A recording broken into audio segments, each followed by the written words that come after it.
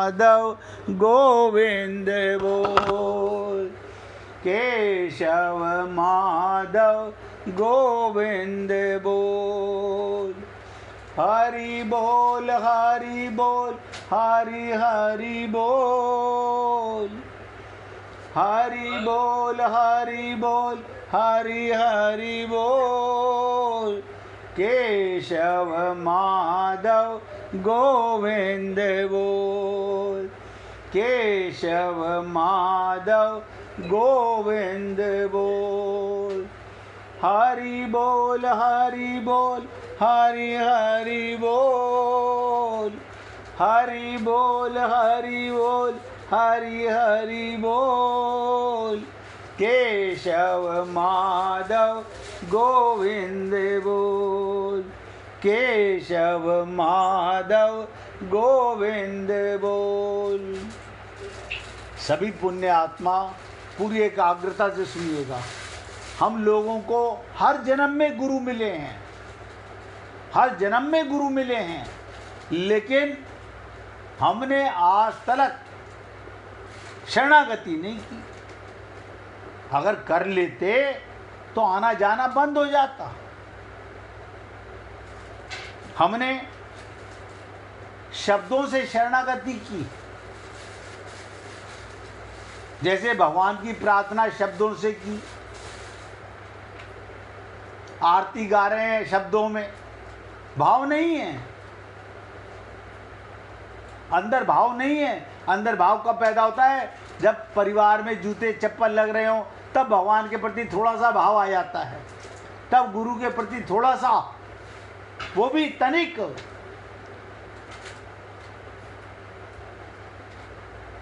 ये अज्ञानता करते करते अनंत जन्म गुजर गए। इसलिए हे पुण्य आत्माओं, आप हवन के अंदर तिल, जौ, घी आदि जिन पदार्थों का हवन किया करते हो, उन हव्य पदार्थों को ब्रह्म ही मानो। परमात्मा परमात्मा को सौंप रहे हो, सौंपने वाला भगवान, जो सौंपा जा रहा है वो भगवान, जिसको सौंप रहे हो अग्नि वो भगवान। अब आप सोचिएगा, आप और हम लोगों ने हवन तो बहुत बार किया, कभी ये भावना रही? ये भावना नहीं रही मन के अंदर।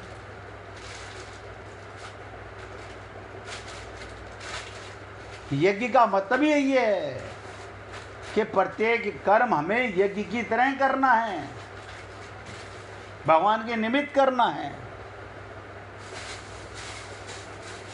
आहुति देने वाला भी ब्रह्म,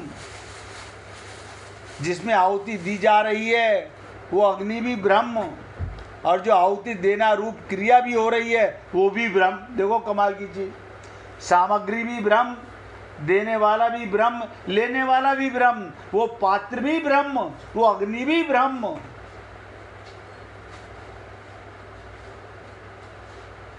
और मैं आपसे कल भी पूछा था, आज फिर पूछ रहा हूं, अगर किसी भक्त को अभी भी समझने में अंतर हो तो बार बार पूछो,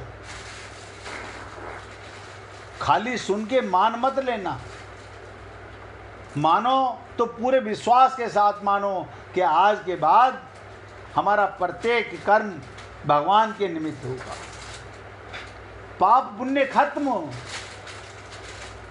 पाप पुण्य खत्म। अब आप बताइए, मैंने एक दिन सुनाया कि एक गडरिया भगवान को ऐसे ही जंगल में बैठा हुआ, भेड़ें चर रही हैं, वो कह रहा है ओ भगवान आजा, तुझे तेरी माँ तो कोई है नहीं निलाने वाली, मैं तुझे निला देता हूँ, मैं तेरे सर की जुएं ढूंढ देता हूँ।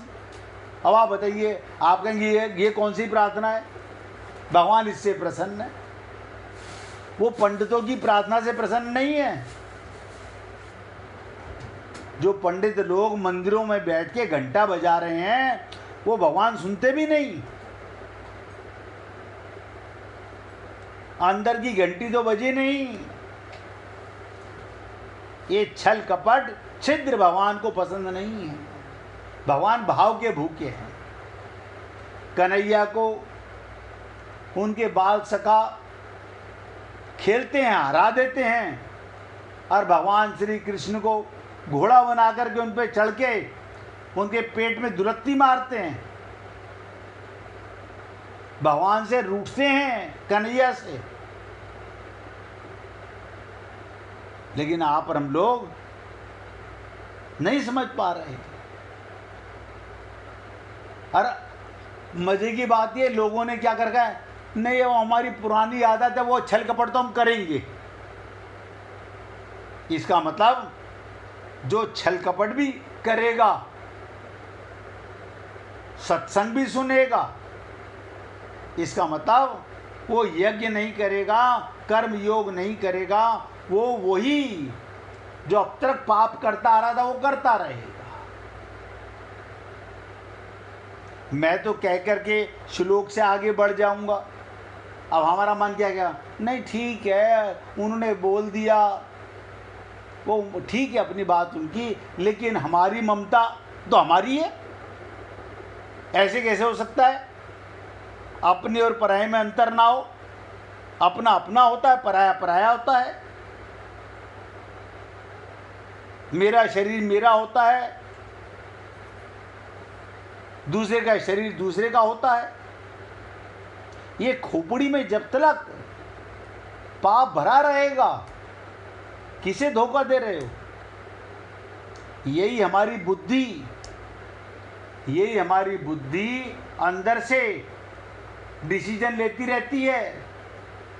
सुनो, मानना मत। जैसे एक सेठ जी ने कहा कि बेटा दोपहर में मार्केट में कोई कस्टमर नहीं आता तो क्या करो, बराबर में सत्संग हो रहा है, टाइम भी पास हो जाएगा, वहाँ सुन लिया करो। अब वो बेटा बाप की बात मान के सत्संग सुनने चला गया। वहाँ पर संत ने कहा प्रत्येक कर्म भगवान के निमित्त करो। वो दुकान पे आगे भगवान के निमित्त कर्म करने लगा। अब बाप ने एक दिया कान पे, क्या कर रहा है? हरामखोर, यहाँ पैसा कमाने आए हैं।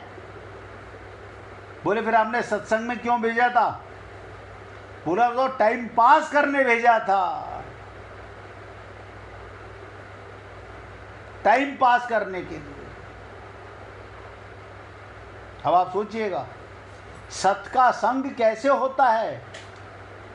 सुनो, मानो, विश्वास करो और वो कर्म करो तो भगवत प्राप्ति तो सबको है। इसलिए मैंने कहा हवन के अंदर कोई भी क्रिया है, ऐसे आप मुझे बता दीजिए, वही हवन एक व्यक्ति के पास प्रत्येक कर्म भगवान के निमित्त कर रहा है, वो यज्ञ हो रहा है। एक व्यक्ति पंडित बोल रहे हैं मंत्र और उसे कह रहे हैं बस तुम स्वाहा बोलना और आहुति दे देना, वो थक रहा है, कह रहा है पंडित जी बहुत थक गया हूँ, अब जल्दी करा दो, सारी सामग्री एक बार जलवा दो ना। अब आप सोचिएगा,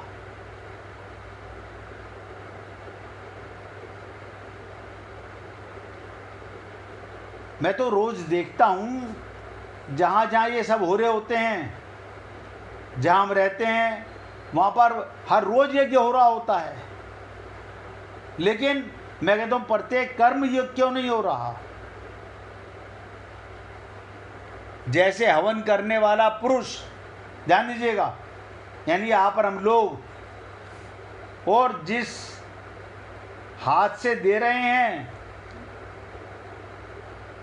और जो सामग्री दे रहे हैं और जो अग्नि में दे रहे हैं, सबको ब्रह्म का स्वरूप मानता है। ऐसे ही जो प्रत्येक, ध्यान से समझो, ऐसे ही जो प्रत्येक कर्म में कर्ता, करण और कर्म और पदार्थ सब ब्रह्म का मानता है। कर्ता भी भगवान है और करण भी भगवान है, उपकरण भी भगवान है, कर्म भी भगवान के निमित्त है और सारा पदार्थ भी भगवान का है। तो ब्रह्म रूप का अनुभव करता है, परमात्मा का अनुभव करता है। आपको लगता होगा, अब बहुत से लोग इस बात का मलाल करते हैं, हमने अब तक तो नहीं किया, तो कोई बात नहीं। भगवान ने ये भी तो कहा, जिस दिन तुम जाग जाओगे, मेरी शरण में आ जाओगे, मैं तुम्हारे सारे पाप समाप्त कर दूंगा, सारे पाप। हमने माना, ये सुनने से पहले हमने बहुत पाप किए, छल कपट करते रहे, अपने पराये का अंतर करते रहे।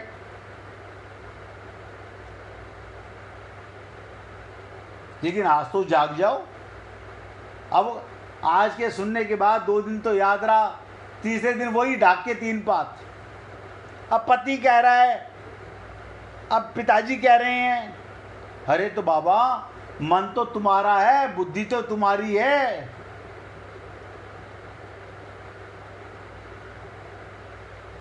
तुमने जान लिया कि प्रत्येक वस्तु भगवान है। अब ध्यान दीजिएगा, पति कह रहा है जरा घी थोड़ा छोड़ो, घी खत्म हो जाएगा। आपको पता है कितने भाव का आता है? हमने कहा था हवन का, मैं तो सोच रहा था, एक दिन दुकानदार बोला कि महाराज पूजा का घी अलग होता है, खाने का घी अलग होता है। देखो कैसा कमाल है, बढ़िया घी होता है ना। पंसारियों के पास में जोत का घी अलग मिलता है, ऐसे जोत की पूजा की सुपारी अलग मिलती है। जोत वाला फिक्स होता है। मैं वही बोल रहा हूँ भाई। अब आप सोचिएगा, जो मिलावट की चीज भगवान को अर्पित कर रहे हो, तो भगवान को, हम भगवान को मूर्ख समझ रहे हैं। है सारा संसार, रियलिटी है, रियलिटी ऑफ लाइफ। क्या बताएं भाई। तो हमने कहा हवन करने वाला और प्रत्येक चीज लेने वाली अग्नि भी भगवान ही है। उस पुरुष की ब्रह्म में कर्म समाधि हो जाती है। कर्म समाधि यानी कर्म करते करते भगवान में खो गया, अर्थात उसकी संपूर्ण कर्मों में ब्रह्म बुद्धि रहती है। कोई भी कर्म करे, कोई अंतर नहीं है, उसके लिए संपूर्ण कर्म ब्रह्म रूप ही बन जाते हैं। ब्रह्म के सिवाय कर्मों का अपना अलग कोई स्वरूप रहता ही नहीं। जहां अपना किया और अपनों के लिए किया वहां पाप। जहां तुम्हारा स्वार्थ आया, अपनापन आया, सब नोट करो, पाप हो रहा है।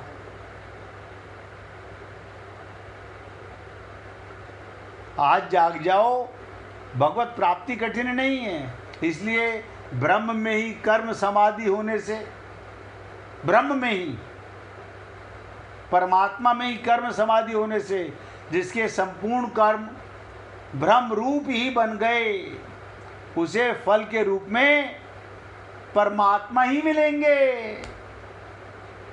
परमात्मा ही मिलेंगे उसे फल के रूप में, निसंदेह। अब आप देखिएगा, हम गुरु के पास गए अज्ञान मिटाने और ज्ञान लेने के लिए, तो गुरुजी ने कहा जिस दिन तुम्हारा अपनापन खत्म हो जाए, उस दिन भगवत प्राप्ति हो जाएगी। बोले गुरुजी, अब मेरे पिताजी, मेरी माताजी, मेरा परिवार, मेरी पत्नी, मेरा मकान, मेरी दुकान, मेरा परिवार, मेरे बच्चे। बोले मैंने क्या कहा बेटा, अपनापन खत्म हो जाए, वो सब भगवान हो जाएं, तो हो गई भगवत प्राप्ति। अब वो गुरुजी ये बेकार हैं, हमें ऐसे गुरुजी पसंद नहीं हैं, हमें तो वो गुरुजी पसंद हैं। हम दुनिया को ठगें, वो हमें ठगें। ध्यान दीजिएगा, हम दुनिया को ठगें और उस ठगाई में से थोड़ा सा गुरुजी को भी दे दें। हमें ऐसे गुरुजी पसंद है कि जब हम जाएं तो बड़े खुश हो जाए, आओ सेठ जी आओ। अभी देखिएगा 29 तारीख को, जुलाई को गुरु पूर्णिमा है। वृंदावन के अंदर कोई होटल, कोई धर्मशाला, कोई आश्रम खाली नहीं मिलेगा। बताओ, साल में एक दिन गुरुजी याद आते हैं।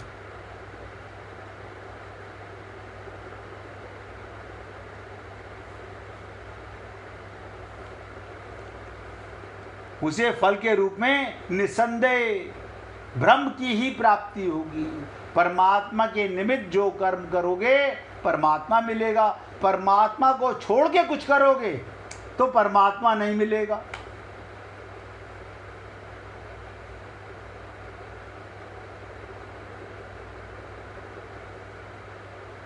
परमात्मा को छोड़ के कुछ करोगे तो परमात्मा नहीं मिलेगा। कारण उसकी दृष्टि में परमात्मा के सिवाय और किसी भी स्वतंत्र सत्ता रहती ही नहीं। उसे सब में भगवान, उसे दुश्मन है ही कोई नहीं। उसे अपना पराये का भेद खत्म हो गया। कौन अपना और कौन पराया, ये रियल और फियर वाली बातें खत्म। ये मेरा रियल भाई है, ये मेरे अपने बच्चे हैं। अच्छा, अपने पराये भी होते हैं? भगवान ने कभी नहीं कहा किसी को भी ये मेरा अपना है, ये मेरा पराया है। इस 24वें श्लोक की ध्यान से सुनिएगा। इस 24वें श्लोक को विशिष्ट जन भोजन के समान बोलते हैं। जिसने ये 24वां श्लोक हजम कर लिया भोजन के समान, जिसने भोज रूप कर्म भी यज्ञ बन जाए, यानी भोजन भी यज्ञ हो गया। भोजन रूप कर्म भी ब्रह्म बुद्धि इस प्रकार की जाती है।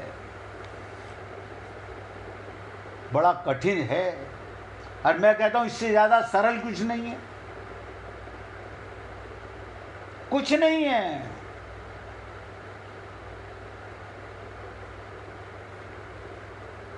जिससे अर्पण किया जाए वो हाथ भी ब्रह्म रूप है। बताइए, हम अपने हाथ से हवन के अंदर आहुति देते हैं, तो हाथ कौन है? ये मेरा हाथ है। अच्छा, आपका हाथ है? ये मेरे पति का हाथ है। देखो कमाल की चीज, ये मेरा हाथ, ये मेरे पति का हाथ। पति का हाथ भी भगवान का हाथ, तेरा हाथ भी भगवान का हाथ। अब आपके यहाँ कोई सर्वेंट है, उसका हाथ भी भगवान का हाथ है।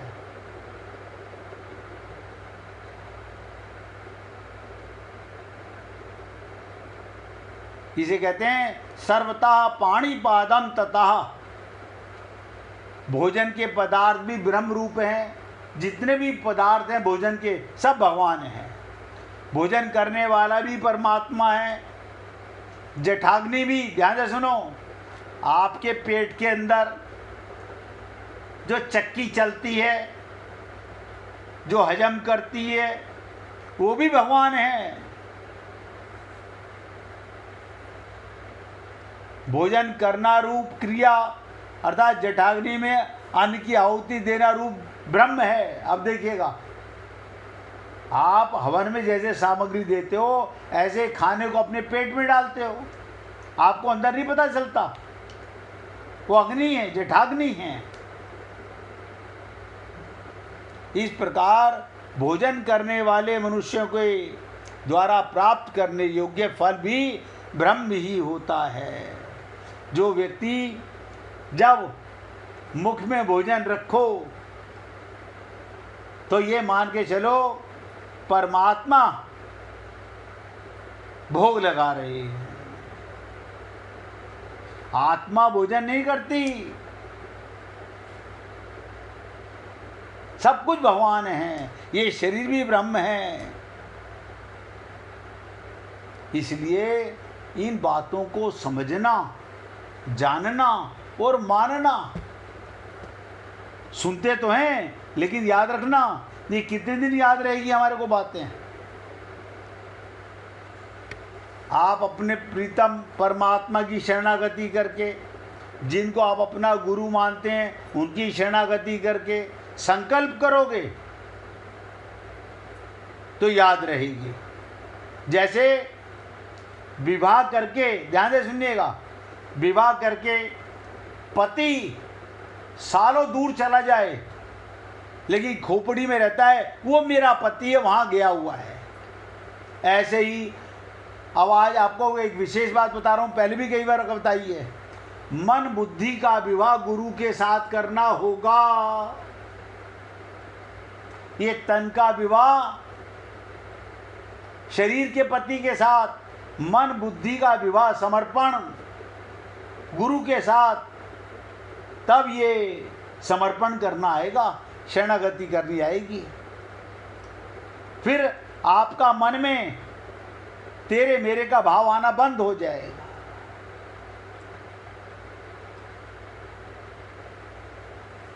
अन्यथा हम लोग ऐसे ही छल कपट करते रहेंगे।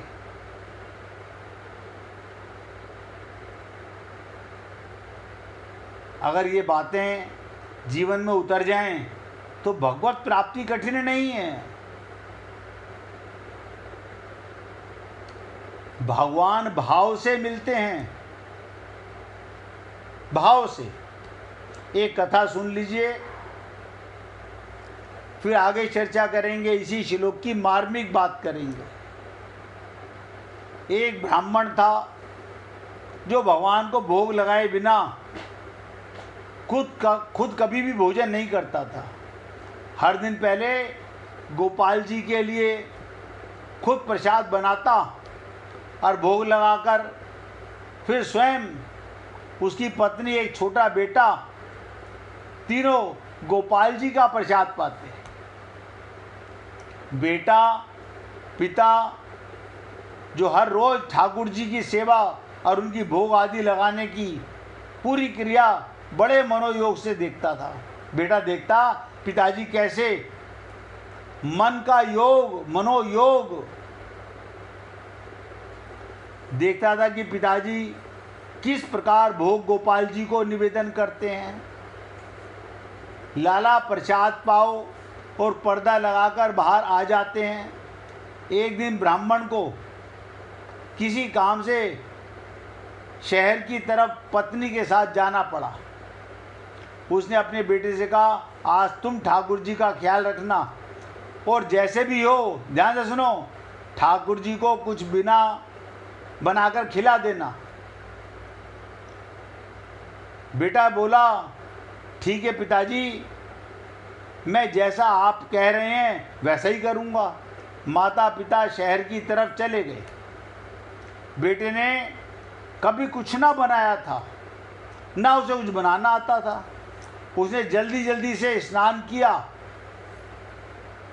दाल और चावल मिलाकर कुछ कच्ची सब्जी उसमें डालकर अंगीठी पर बिठा दी।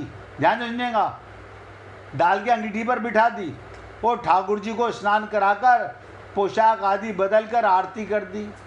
फिर बर्तन से गरम गरम खिचड़ी निकाली और ठाकुर जी के सामने एक थाली में सजाकर परोस दी और पर्दा लगा दिया। अब वो कुछ देर बाद बार बार जाकर पर्दा हटाए, गोपाल जी खा रहे हैं या नहीं खा रहे हैं। मगर वो देखता है गोपाल जी ना तो उसकी बनाई खिचड़ी छुआ तक नहीं। प्रसाद को काफ़ी देर देखने के बाद छोटे से बच्चे को बहुत गुस्सा आया। वो गोपाल जी से बोला, पिताजी खिलाते हैं सो खा लेते हैं वो, क्योंकि वो स्वादिष्ट व्यंजन बनाते हैं। आज मैंने बनाया, मुझे खाना बनाना नहीं आता और मैंने बेकार सा भोजन बनाया, इसलिए नहीं खा रहे हो। बालक ने गोपाल जी से काफ़ी विनती की, आज जैसा भी बनाओ खा लो, अब मुझे भी भूख लगी है, तुम खा लो तो मैं भी प्रसाद पाऊंगा। मगर गोपाल जी तो उसकी सुन ही नहीं रहे।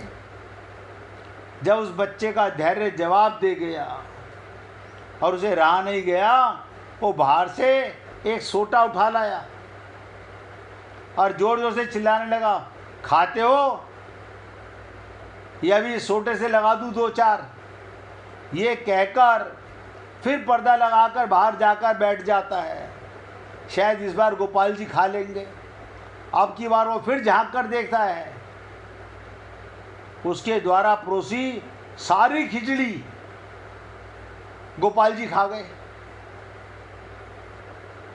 अब एक समस्या ये हो गई, अब सारी खिचड़ी तो गोपाल जी खा गए, अब वो क्या खाए, माता पिता को क्या खाने को देगा। ऐसा मन में विचार लिए वो थाली में जो थोड़ी बहुत खिचड़ी लगी थी उसी को किसी तरह से चाट कर खा गया, अब वहीं सो गया। अब शाम को माता पिता हारे थके आए, उन्होंने बच्चे को उठाकर पूछा, बेटा क्या बनाया था गोपाल जी के लिए। बेटा बोला, पिताजी मैंने वैसे ही किया जैसे आप हर रोज पूजा करते हो, आज गोपाल जी ने मेरी बनाई सारी खिचड़ी खा ली, मैं भूखा रह गया। पिताजी को अपने बेटे की बात पर विश्वास नहीं हुआ। फिर पिताजी ने बेटे से कहा, हमें बड़ी जोर से भूख लगी है, गोपाल जी का भोग प्रसाद हमें भी दो, हम भी कुछ खा लें, सुबह से कुछ खाया नहीं है। ऐसा सुनकर बच्चा रोते हुए बोला, पिताजी आज गोपाल जी ने मेरे लिए भी कुछ नहीं छोड़ा, मैं भी भूखा रह गया, जो थाली में लगा था वही मैं चाट के मुझे नींद आ गई। ब्राह्मण को तो शंका हो गई, अपनी पत्नी से पहले तो सोचा कि शायद ये कुछ बना ही नहीं पाया होगा, फिर उन्होंने थाली की तरफ देखा कि कुछ बनाया तो है मगर शायद खुद ही खा लिया होगा और सो गया होगा, हमसे झूठ बोल रहा है। अब ब्राह्मण ने सोचा ऐसा कैसे हो सकता है, मैंने इतने वर्षों से रोजाना नाना प्रकार के व्यंजन भगवान को गोपाल जी ने कभी नहीं थाली में से एक तिनका भी नहीं खाया, हम उनका प्रसाद मान के खाते हैं। ब्राह्मण को पुत्र की बात पर विश्वास नहीं हुआ। अब ब्राह्मण ने देखने के लिए पर्दा हटाया तो देखा गोपाल जी के मुख में वो खिचड़ी लगी हुई है। फिर जब पुत्र से पूरी घटना सुनी सोटे वाली, तो ब्राह्मण खुशी से पागल हो गया कि मैं ना सही, मेरा पुत्र ने तो साक्षात गोपाल जी को पा लिया। कथा का आशय ये, हमारी जो पूजा सेवा है, भोग राग है, ये सब भाव ही की, मन में जो भाव रखता है उसे भगवान निश्चय ही किसी न किसी रूप में मिल जाते हैं, किसी न किसी रूप में मिल जाते हैं। 1 मिनट कीर्तन करेंगे फिर आगे चर्चा करेंगे। गोविंदे गोविंदे गोपाल भज मन गोविंदा।